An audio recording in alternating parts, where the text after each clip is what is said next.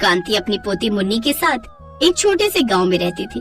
कुछ साल पहले कांति का बेटा और उसकी बहू शहर में पैसे कमाने गए थे, पर एक हादसे में उन दोनों की मौत हो गई और उनकी बेटी मुन्नी की जिम्मेदारी बूढ़ी कांति पर आ गई। आज मकर संक्रांति का त्योहार है। अच्छा, पर वो क्या होता है? हम क्यों मनाते हैं मकर संक्रांति? देखो, कहते हैं कि आज के दिन से भगवान सूर्य उत्तर की तरफ बढ़ते हैं और मकर राशि में प्रवेश करते हैं। अच्छा, क्या हुआ? समझ में नहीं आया? वो छोड़ो, ये बताओ दादी, इस त्योहार पर खाने में क्या क्या बनता है? यही जानना चाहती थी ना तुम? मकर संक्रांति पर खिचड़ी बनती है। क्या? खिचड़ी? क्यों, क्या हुआ? मुझे लगा था कुछ अच्छा खाने को बनेगा। हाँ, बनता है ना, पर हमारे पास उतना अच्छा खाना बनाने के लिए पैसे नहीं है ना मेरी गुड़िया। इतना कहकर कांति चुप हो जाती है। उनकी आंखों में आंसू थे। मुन्नी अपनी दादी के आंसू देखकर फौरन समझ गई कि उसने जाने अनजाने अपनी दादी का दिल दुखा दिया है। इसीलिए उसने बात बदलते हुए कहा, ठीक है, हम खिचड़ी खाएंगे।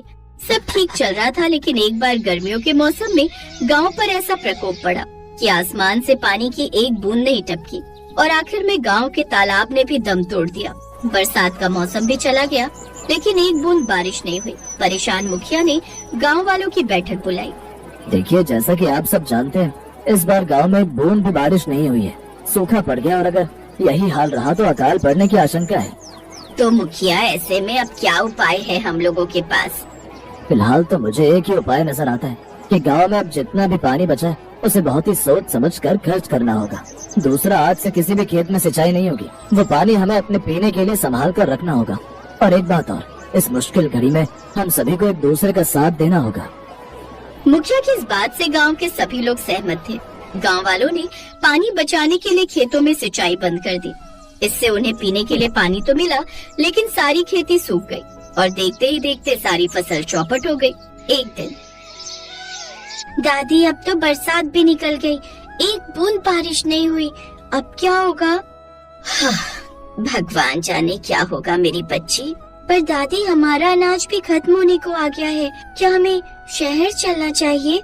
नहीं, मैं कभी शहर नहीं जाऊंगी। वो शहर तेरे मम्मी पापा को खा गया। देख, तू भरोसा रख, भगवान इतना निर्दयी नहीं हो सकता। वो जरूर हम लोगों की परीक्षा ले रहा है। तू चिंता मत कर, सब ठीक हो जाएगा। कांति ने मुन्नी को दिलासा तो दे दिया था, लेकिन वो खुद नहीं जानती थी कि उनकी ये हालत कब सुधरने वाली थी। एक दिन, मुन्नी, सुन बेटा, थोड़े से चावल रखे है ना? हाँ दादी, पर अब बहुत कम चावल ही बचे हैं। और दाल रखी है क्या?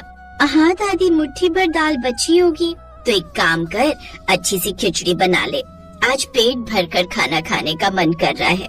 पर दादी, आपने ही तो कहा था कि हमें थोड़ा थोड़ा खाना होगा। हाँ, पर आज मन कर रहा है कि मैं पेट भरकर खिचड़ी खाऊं। दादी, आप ठीक तो हो ना? हाँ हाँ, तू चिंता मत कर, मुझे कुछ नहीं होने वाला। मैं तुझे छोड़कर कहीं नहीं जाऊंगी। और दादी, फिर हम कल क्या खाएंगे? कल की चिंता भगवान पर छोड़ दे। ठीक है दादी, जैसा आपका हो। रसोई में मुन्नी और उधर बरामदे में बैठी कांति यही सोच रहे थे कि अब वो अगले दिन क्या खाएंगे, कि तभी गांव में कहीं से भटकते हुए एक साधु बाबा आ गए। हरिओम हरिओम। बेटा, कुछ खाने को मिलेगा? बाबा 2 दिन से भूखा है। साधु बाबा, हमें माफ कर दो, हमारे गांव में अकाल पड़ा है। सिर्फ बच्चों के खाने के लिए ही राशन बचा है। हम सब खुद आधे पेट खाकर जिंदा है। हमारे खेत सूख गए हैं और पीने तक पानी नहीं बचा। चिंता मत कर बच्चा, सब ठीक हो जाएगा। तू बाबा को भोजन तो करा। बाबा, मुझे माफ कर दो, इस गांव में कोई भी आपको भोजन नहीं करा पाएगा।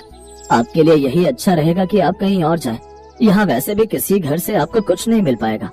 क्या इस पूरे गांव में एक भी घर ऐसा नहीं जहाँ एक गरीब बाबा को भोजन मिल सके? तू रहने दे बच्चा, मैं खुद देखता हूँ।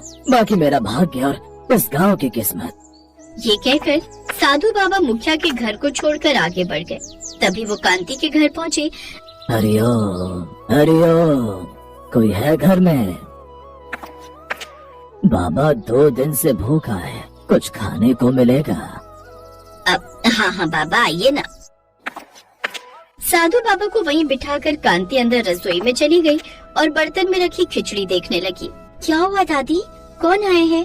अरे मुन्नी, एक साधु बाबा आए हैं, 2 दिन से भूखे हैं बेचारे। एक काम कर, तू मेरी थाली मुझे दे दे। कांति ने अपनी खिचड़ी बाबा को दे दी। बाबा बड़े चाव से खिचड़ी खाने लगे। तभी बाबा ने मुन्नी को देखा और उसे अपने पास बुलाया। खिचड़ी तो बहुत अच्छी बनाई है, पर मकर संक्रांति में तो अभी समय है। कैसी मकर संक्रांति बाबा?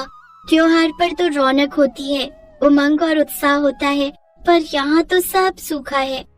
ये ले, बाबा तुझसे बहुत खुश है, ये पतंग रख ले। इस पतंग की तरह अपनी उम्मीदों की उड़ान को ऊंचा उड़ने दे, सब ठीक होगा। उस पतंग को देखकर मासूम मुन्नी बहुत खुश हुई। खाना खाकर बाबा वहाँ से चले गए, लेकिन वो इस बात से हैरान थी कि छोटी सी डोर लंबी होती चली जा रही थी।